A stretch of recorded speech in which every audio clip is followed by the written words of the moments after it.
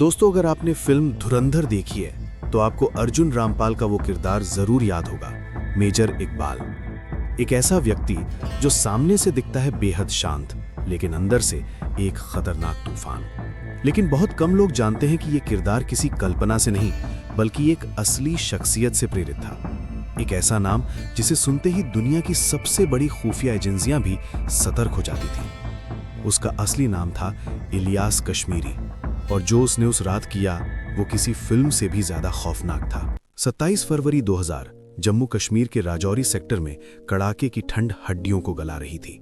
अचानक सरहद पार से गोलियों और मोर्टार की गूंज उठने लगी। अशोक लिसनिंग पोस्ट, जो कि रणनीतिक रूप से बेहद अहम थी, वहां हमारी 17 मराठा लाइट इन्फेंट्री के वीर जवान मुस्तैदी से तैनात थे। पाकिस्तान की तरफ से लगातार बिना रुके हैवी मोर्टार शेलिंग हो रही थी। हमारी ये पोस्ट कुछ इस तरह लोकेटेड थी कि ये 3 तरफ से दुश्मन की पाकिस्तानी पोस्ट से घिरी हुई थी। फायरिंग रुकनी नहीं चाहिए, अपनी पोजीशन होल्ड करो और कवर दो, दुश्मन को 1 इंच भी आगे मत बढ़ने देना। हमारे जवान अपनी जान की परवाह किए बिना मुस्तैदी से दुश्मनों को मुंह तोड़ जवाब दे रहे थे। लेकिन शेलिंग की इस भारी आड़ में पाकिस्तान एक बहुत ही नापाक, घिनौनी और कायरतापूर्ण साजिश रच रहा था। अंधेरे और मोर्टार की गूंज का फायदा उठाकर पाकिस्तान ने अपने 25 वेल ट्रेन्ड खूंखार आतंकवादियों को अपनी सेना की elite special service group SSG की वर्दी पहनाकर LOC के पार भेज दिया था। बंकरों के करीब पहुंचते ही इन दरिंदों ने ताबड़तोड़ फायरिंग शुरू कर दी। सबसे आगे पहली कतार में ड्यूटी पर तैनात थे 17 मराठा लाइट इन्फेंट्री के जहांबाज सिपाही भाऊ साहेब मारुति तालेकर। उन्होंने निडर होकर एक सच्चे भारतीय सैनिक की तरह सीना तानकर डटकर मुकाबला किया। लेकिन दुश्मनों की तादाद बहुत ज्यादा थी और वो अंधेरे का फायदा उठाकर बिल्कुल करीब आ चुके थे।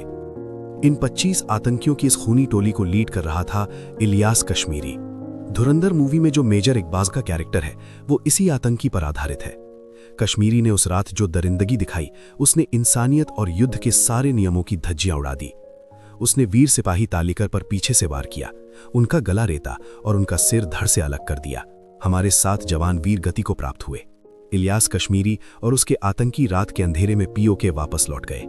जनरल परवेज बोला, इलियास, तुमने आज मुल्क का सीना चौड़ा कर दिया है।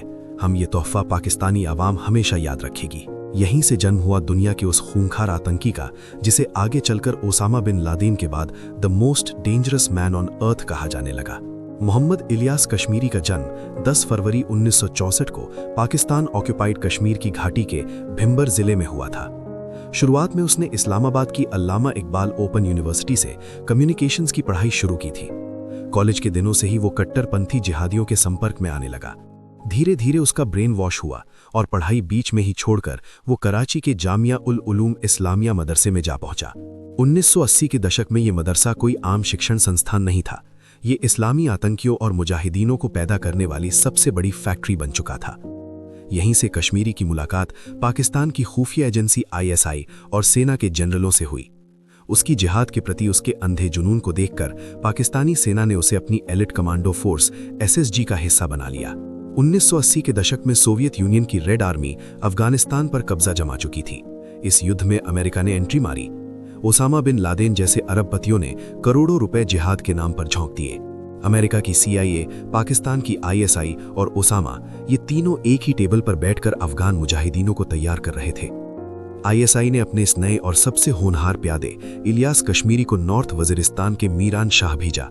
उसका काम था अफगान मुजाहिदीनों को बारूदी सुरंगें बिछाने की हाई लेवल ट्रेनिंग देना। लेकिन एक दिन दाव उसी पर उल्टा पड़ गया। अफगानिस्तान के रूखे पहाड़ों में एक खूनी मुठभेड़ के दौरान हुए एक भयानक धमाके में कश्मीरी बुरी तरह घायल हो गया। उस धमाके में उसकी एक आंख बुरी तरह उड़ गई और उसके दाएं हाथ की इंडेक्स फिंगर कटकर अलग हो गई। खून से लथपथ कश्मीरी मौत के मुंह से वापस तो आ गया, लेकिन उसने अपनी आंख खो दी।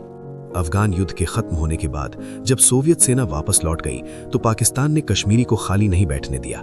उसने उसे अपना सबसे बड़ा मोहरा बना लिया।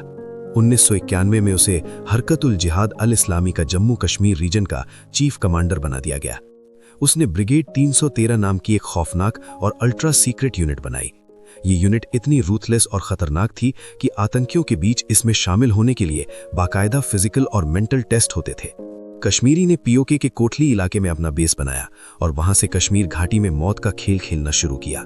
कश्मीर घाटी में आतंकवाद अपने चरम पर था। सीमा पार से लगातार हथियारों और आतंकियों की खेप भेजी जा रही थी।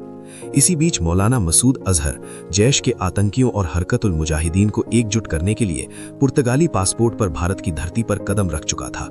लेकिन भारतीय सुरक्षा बलों ने इस खूंखार आतंकी को कश्मीर के अनंतनाग से दबोच लिया। मसूद अजहर की गिरफ्तारी से पाकिस्तान के रावलपिंडी मुख्यालय और आईएसआई की रातों की नींद उड़ गई। उनका सबसे बड़ा मोहरा भारत की गिरफ्त में था।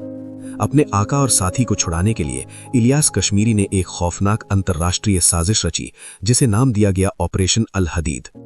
उसने एक और खूंखार पढ़े लिखे आतंकी उमर सैद शेख के साथ मिलकर दिल्ली से 4 वेस्टर्न टूरिस्ट्स को किडनैप कर लिया। इनमें अमेरिकी और ब्रिटिश नागरिक शामिल थे। उनका प्लान बिल्कुल साफ था। इन विदेशियों की जान के बदले भारत सरकार पर अंतर्राष्ट्रीय दबाव बनाया जाएगा और मसूद अजहर को छोड़ने के लिए मजबूर किया जाएगा। विदेशियों को अगवा करके उत्तर प्रदेश के सहारनपुर के एक घनी आबादी वाले इलाके में एक सेफ हाउस में बंधक बनाकर रखा गया। लेकिन कश्मीरी अपने गुरूर में यह भूल गया था कि उसने भारत नाम के शेर में मुंह डाल दिया है। यूपी एसटीएफ और दिल्ली पुलिस की स्पेशल सेल ने दिन रात एक करके इंटेलिजेंस जुटाई। उन्होंने जाल बिछाया और सहारनपुर की उस सेफ हाउस पर जोरदार रेड मार दी। दोनों तरफ से भारी फायरिंग हुई। इस एनकाउंटर में उमर सैद शेख को गोलियां लगी। वो लहूलुहान होकर गिर पड़ा और गिरफ्तार हो गया। सभी फॉरेन टूरिस्ट्स को सुरक्षित बिना किसी खरोच के बचा लिया गया। लेकिन कश्मीरी बेहद शातिर था। वो उस दिन वहां मौजूद था, लेकिन पुलिस की घेराबंदी को चकमा देकर वो वहां से दुम दबाकर किसी तरह भाग निकलने में कामयाब रहा। भागने के बाद वो शांत नहीं बैठा। साल 2005 में वो अपने एक और खूंखार साथी नसरुल्ला मंसूर लंगड़ियाल के साथ दोबारा सीमा पार करके कश्मीर के पुछ इलाके में दाखिल हुआ। वो कोई नई साजिश रचने की फिराक में था। लेकिन इस बार पुछ में एक चेक पोस्ट पर रूटीन चेकिंग के दौरान सेना को इन दोनों पर शक हुआ। जब पूछताछ की गई और पहचान हुई तो सेना के भी होश उड़ गए। वो और कोई नहीं, ग्लोबल टेररिस्ट इलियास कश्मीरी और लंगड़ियाल थे। भारतीय सेना ने दोनों को दबोच लिया। कश्मीरी को भारत की हाई सिक्योरिटी जेल में डाल दिया गया। करीब 2 साल तक वो जेल की सलाखों के पीछे भारतीय कानून के शिकंजे में रहा। लेकिन ये भारत के लिए एक दुर्भाग्यपूर्ण पल था, जब जेल सिस्टम के अंदर बैठे कुछ भ्रष्ट अधिकारियों की मदद से कश्मीरी एक दिन चकमा देकर जेल से फरार हो गया। लंगड़ियाल आज भी कश्मीर की जेल में अपने गुनाहों की सजा काट रहा है। लेकिन कश्मीरी वापस पाकिस्तान पहुंच गया। जब वो पाकिस्तान पहुंचा तो आईएसआई और आतंकी आकाओं ने उसका स्वागत ऐसे किया जैसे कोई बादशाह युद्ध जीत कर लौटा हो। उसे आतंकियों की दुनिया में एक लेजेंड का दर्जा दे दिया गया। 11 सितंबर 2001 को अल-कायदा ने अमेरिका के वर्ल्ड ट्रेड सेंटर पर 2 विमान टकरा दिए। अमेरिका पर हुए इस हमले ने पूरी दुनिया की जियोपॉलिटिक्स को हमेशा के लिए बदल कर रख दिया। अमेरिका आग बबूला था। अमेरिकी राष्ट्रपति जॉर्ज बुश ने पाकिस्तान के डिक्टेटर परवेज मुशर्रफ को सीधी धमकी दी, या तो तुम हमारे साथ हो या आतंकवादियों के साथ। अमेरिका के भारी दबाव और अपनी सत्ता बचाने की खातिर मुशर्रफ को मजबूरन वॉर ऑन टेरर में अमेरिका का साथ देने का ऐलान करना पड़ा। पाकिस्तान अब अमेरिका को अपने एयरबेस दे रहा था और आतंकियों की धरपकड़ का नाटक कर रहा था। जो साफ पाकिस्तान ने भारत और अफगानिस्तान को डसने के लिए पाले थे, अब वो उसी के गले की फांस बन गए। इलियास कश्मीरी, जो हमेशा से अमेरिका और वेस्ट का कट्टर दुश्मन था, मुशर्रफ के इस फैसले से आग बबूला हो गया। उसे लगा कि पाकिस्तानी सेना ने जिहाद के साथ गद्दारी की है। जब 2002 में आईएसआई ने कश्मीरी पर दबाव डाला कि वो अपने इंडिपेंडेंट ऑपरेशंस और अपनी खौफनाक ब्रिगेड 313 को बंद कर दे और सीधे जैश ए मोहम्मद को ज्वाइन करे, कश्मीरी ने साफ इनकार कर दिया। वो किसी और के इशारों पर नाचने वाला मोहरा नहीं बनना चाहता था। दुश्मनी इतनी बढ़ गई कि दिसंबर 2003 में कश्मीरी ने खुद अपने ही आका जनरल परवेज मुशर्रफ को बम से उड़ाने की खौफनाक साजिश रच डाली। असैसिनेशन का ये प्रयास फेल हुआ और तिलमिलाई पाकिस्तानी सेना ने कश्मीरी को गिरफ्तार कर लिया। 4 साल तक उसे पाकिस्तान की जेल में टॉर्चर किया गया। 2007 में जब वो रिहा हुआ तो वो एक बदला हुआ इंसान था। वो अंडरग्राउंड हो गया। लेकिन फिर हुआ पाकिस्तान के इतिहास का सबसे बड़ा और खूनी टर्निंग पॉइंट, 2007 का लाल मस्जिद कांड। इस्लामाबाद में पाकिस्तान की नेशनल असेंबली से मात्र 2 किलोमीटर की दूरी पर स्थित लाल मस्जिद को 2 कट्टरपंथी भाइयों अब्दुल अजीज और अब्दुल राशिद गाजी ने आतंकियों और चरमपंथियों का अभेद्य गढ़ बना दिया था। इन दोनों भाइयों ने मस्जिद से जुड़े 2 बड़े मदरसों के हजारों ब्रेन वॉश्ड स्टूडेंट्स की एक फौज तैयार कर ली थी। 2007 आते आते इनका गुरूर इतना बढ़ गया कि इन्होंने पाकिस्तानी संविधान को दरकिनार करके मस्जिद के अंदर ही अपना शरिया कोर्ट खोल लिया। स्टूडेंट्स ने पूरे इस्लामाबाद में शरिया कानून लागू करने के लिए तांडव मचाना शुरू कर दिया। उन्होंने चाइनीज मसाज पार्लरों से महिलाओं और कर्मचारियों को अगवा कर लिया। वीडियो शॉप्स और सीडी की दुकानों को आग के हवाले कर दिया और सरेआम ऐलान कर दिया कि जो भी महिला बुर्का नहीं पहनेगी उसके चेहरे पर तेजाब फेंक दिया जाएगा।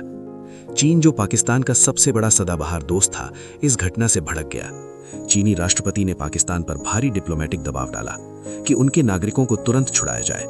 मजबूरन पाकिस्तानी सेना को अपनी ही राजधानी में अपनी ही मस्जिद पर ऑपरेशन साइलेंस लॉन्च करना पड़ा। 4 जुलाई 2007 को सेना ने मस्जिद को घेर लिया। 10 जुलाई को एसएसजी कमांडोज ने मस्जिद पर धावा बोला। अब्दुल अजीज बुर्का पहनकर औरतों की आड़ में भागते हुए पकड़ा लिया, जबकि दूसरा भाई अब्दुल राशिद गाजी सेना की गोलियों से मस्जिद के अंदर ही मारा गया। इस भयानक सैन्य ऑपरेशन में 100 से ज्यादा लोग मारे गए। इस घटना ने इलियास कश्मीरी के अंदर सोए हुए शैतान को पूरी तरह जगा दिया। उसने एक ऐसा कदम उठाया जिसकी उम्मीद आईएसआई ने कभी नहीं की थी। उसने खुलेआम पाकिस्तानी सत्ता के खिलाफ ही जिहाद का ऐलान कर दिया। कश्मीरी अब आईएसआई का मोहरा नहीं था, वो ओसामा बिन लादेन के संपर्क में आ चुका था और अब वो अल कायदा का ग्लोबल कमांडर बन चुका था। 2 मई 2011, ऑपरेशन नेपट्यून स्पीयर। रात के अंधेरे में अमेरिकी नेवी सील्स के साइलेंट ब्लैक हॉक हेलीकॉप्टर्स ने पाकिस्तान के एबटाबाद में घुसपैठ की। वहां एक सफेद रंग के कंपाउंड में दुनिया के सबसे बड़े आतंकी ओसामा बिन लादेन को उसके बेडरूम में मौत के घाट उतार दिया गया। पाकिस्तान, जो सालों से सीना ठोककर ओसामा के वहां होने से इनकार कर रहा था, पूरी दुनिया के सामने निर्वस्त्र हो चुका था। अमेरिका का गुस्सा 7वें आसमान पर था। लादेन के खात्मे के तुरंत बाद CIA प्रमुख ने आईएसआई के सामने 5 हाई वैल्यू टारगेट्स की एक लिस्ट फेंकी और साफ शब्दों में चेतावनी दी कि अगर पाकिस्तान ने इन्हें पकड़ने में मदद नहीं की तो अमेरिका पाकिस्तान के अंदर और सर्जिकल स्ट्राइक करेगा। इस लिस्ट में सबसे पहला नाम था इलियास कश्मीरी। अमेरिका ओसामा के बाद अल कायदा की कमान संभालने वाले इस सबसे क्रूर शैतान को एक दिन भी जिंदा नहीं छोड़ना चाहता था। जून 2011 के शुरुआती दिन पाकिस्तानी सेना के जमीनी हमले के डर से और ड्रोन हमलों से बचने के लिए कश्मीरी खैबर पख्तूनख्वा से भागकर साउथ वजीरिस्तान के बाना इलाके की तरफ आ रहा था। वो भेष बदल रहा था, लगातार अपनी लोकेशन बदल रहा था, लेकिन वो नहीं जानता था कि CIA की इलेक्ट्रॉनिक सर्विलांस और अंतरिक्ष में मौजूद सैटेलाइट्स उसकी परछाई की तरह उसके पीछे लगे थे। अमेरिका की धमकी के बाद ISI के ग्राउंड इन्फॉर्मर्स ने भी अपनी जान बचाने के लिए कश्मीरी की पल पल की मूवमेंट की खबर CIA को देनी शुरू कर दी थी। 3 जून 2011, रात के करीब 1:15 हो चुके थे। आसमान में बिल्कुल सन्नाटा था, लेकिन उस सन्नाटे के ऊपर बादलों के बीच मौत बिना किसी आवाज के मंडरा रही थी। अमेरिका के खतरनाक प्रेडेटर ड्रोन्स। CIA के वर्जीनिया स्थित कंट्रोल रूम में बैठे ऑपरेटर की स्क्रीन पर कश्मीरी के सेफ हाउस का थर्मल विजन साफ दिख रहा था। ऑपरेटर ने एक बटन दबाया। कुछ ही सेकंड्स के अंतराल में ड्रोन से 4 हेलफायर मिसाइलें दागी गईं। वो मजबूत कंपाउंड आग के खोलों और धुएं के गुबार में तब्दील हो गया। उस भयानक विस्फोट ने पूरी इमारत को धूल और मलबे के ढेर में बदल दिया। दुनिया की महाशक्तियों को अपने इशारों पर डराने वाला, भारत के जवानों का सिर काटने वाला इलियास कश्मीरी अपने 8 गुर्गों के साथ उस मलबे में चीथड़ों में बदल चुका था। क्योंकि वो इलाका पूरी तरह से तालिबान के नियंत्रण में था, इसलिए उसकी लाश कभी रिकवर नहीं की जा सकी और ना ही कोई फोटो सामने आई। लेकिन कुछ ही घंटों बाद हुजी के स्पोक्सपर्सन अब्बू हंजला और बाद में अलकायदा ने भारी मन से यह आधिकारिक बयान जारी कर कबूल कर लिया कि उनका चीफ कमांडर मौलाना इलियास कश्मीरी एक अमेरिकी ड्रोन स्ट्राइक में मारा गया है।